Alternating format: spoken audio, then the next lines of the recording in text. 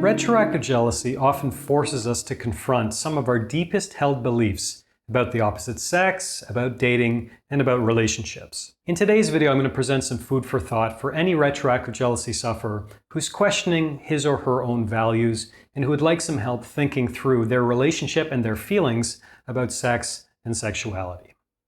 My name is Zachary Stockill, and since 2013, I've been helping men and women from all over the world overcome retroactive jealousy and save their relationships. If you'd like more information about my work, please visit my website at retroactivejealousy.com. All right, construction work at my home in my neighborhood is ongoing. Hopefully you can't hear it that much throughout this video. If you can, I apologize.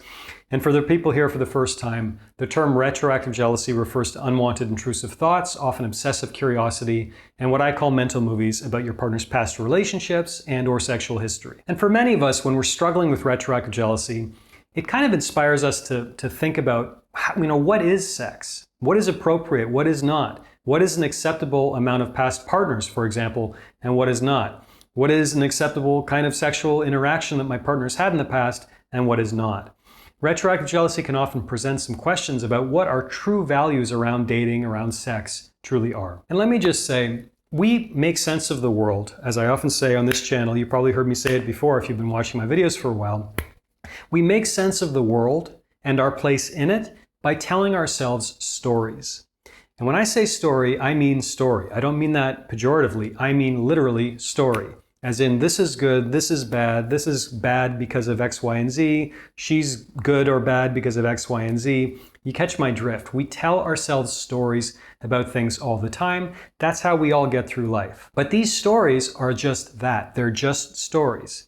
They may be true, they may be untrue, but nothing really is inherently a fact. Depending on which school of philosophy you follow, there is no capital T truth. It's all just a matter of perspective. But if you are struggling with retroactive jealousy and you're starting to question your own attitudes about sex, sexuality, women, men, that kind of thing, the first and maybe the most important suggestion I can offer you is simply start thinking about your earliest ideas about sex, about dating, about men, about women. Many retroactive jealousy sufferers, I wouldn't say most, but many, a substantial portion of them, grow up in rather conservative environments or religious environments when they're very young. And obviously, that kind of thing can influence your thinking well into adulthood. That kind of environment, that kind of early home environment, or early environment more generally, can inform your thinking and influence your values all the way up through the rest of your life. And now I'm not saying, this is very important, I'm not saying that you should necessarily reject those values. I'm not saying you should necessarily cast away any of the values about sex, dating, relationships that you formed when you were very young.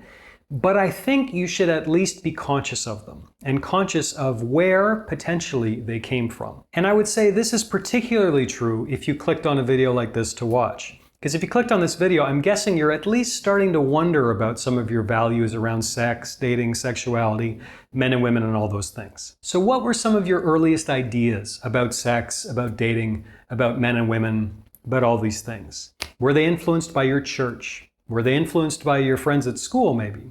Or, of course, the big one, the elephants in the room, were they influenced perhaps by your parents, by comments your mom and dad made, or maybe your mom or your dad?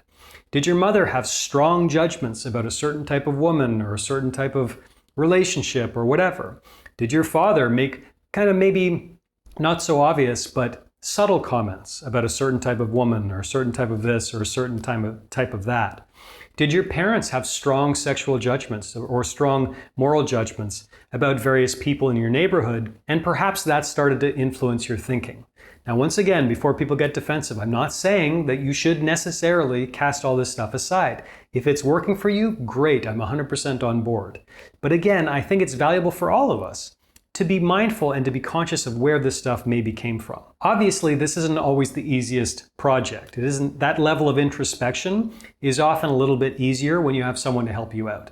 So I'll just take a minute to do a shameless plug and tell you I've been working with people and helping people sort through questions like this for over 10 years now. I've helped many retroactive jealousy sufferers get closer to where their values truly came from. If you'd like to work through these questions with me, click a link in the description of this video to sign up for coaching. I'd love to connect with you. But anyway, just for now, start journaling about this. Where did this stuff come from? And I would say more specifically, which specific values or specific beliefs would you at least like to know more about where they came from? Then you can journal, kind of free-form association. You can have conversations with your parents, and if they're still alive. You can have conversations with trusted friends, family members, whatever. Start thinking about this, because again, it's very useful to know where this stuff potentially came from. Because our beliefs about sex, about sexuality, about dating, about relationships, we're not born with these beliefs. They're socially and culturally conditioned into us, good or bad, for better or worse. And it's always good to know where they came from. If you're questioning your values, or at least wanting to potentially challenge your values around sex, dating, women, men, that kind of thing, ask yourself, which of these values would I like to keep? Like, which of these values is working for me? Which of these values do I actually truly believe in? And what is some cultural or social baggage that, you know what, maybe I'd be better off leaving behind? Now, an obvious example of this kind of thing are people who leave their religion behind. And again, not saying this is good or bad, but it's an experience that many people go through. They grow up in a certain faith or a certain creed or a certain religion, and they reach sometimes teenage years or maybe later than that, or middle age perhaps, and they realize that, you know what, I don't actually believe these things. These were largely socially and culturally conditioned into me. They're not working for me. And maybe it's time to start questioning some of those beliefs. Maybe some of these beliefs I actually really do believe in. They work for me, I support them, but maybe some of the other ones I'd be better off leaving behind. Again, not easy work, but with this kind of work, I don't think you should be throwing the baby out with the bathwater. This is not to say that all of your beliefs about sex and sexuality, dating, are necessarily wrong or not working for you, but maybe some are. Thus, it's good to get clarity about exactly what's working and exactly what's not. And again, talking to someone like me, a coach, or a good therapist can be very useful for this kind of thing. Another good question that I would pose to a lot of men in particular, I would say, do you want to be right in air quotes, or do you want to be happy? I think a lot of people, and in my experience, a lot of men, internalize certain beliefs, largely about sex or about women, and they're going to die on that hill come hell or high water. They're going to do that no matter what. And actually, they're actually miserable. Like, they're not living good lives. They're not very happy. They're not having good relationships with incredible women because they're so married to these unproductive, unhelpful beliefs. And again, it's not my place to say if your beliefs are right or wrong, but I'm always curious when I talk to people with ironclad beliefs who are miserable, is that working for you? Do you want to be right or do you want to be happy? Now, someone like me, I'd rather be happy. Life is short, we're all going to die, let's have a good time. I would rather be happy than right. But ask yourself the same thing. It can often be a clarifying exercise. And again, journaling, therapy, coaching can be useful for this. And finally, my last question to you, are you willing to live with the consequences of your values? So for example, if you go out there believing, common example, I need a virgin. If my future wife isn't a virgin, then I'm gonna, that's it. That's the end of the day. That's all I'm willing to accept. I need to have a virgin. Okay, are you willing to accept the consequences of your values? For example, you meet some incredible woman who's smart and ambitious and hardworking, and she's a great friend, and you have a dynamite sexual connection, yada, yada, yada. But maybe she's been with a few guys in the past, okay? So if you were living true to your values, as soon as you found out that she wasn't a virgin, you'd leave her. You're accepting the consequences of your values. However, a lot of guys won't do that. They'll stay with this woman who they feel like conflicts with their values in some ways, and they'll torture her endlessly rather than actually living true to their values.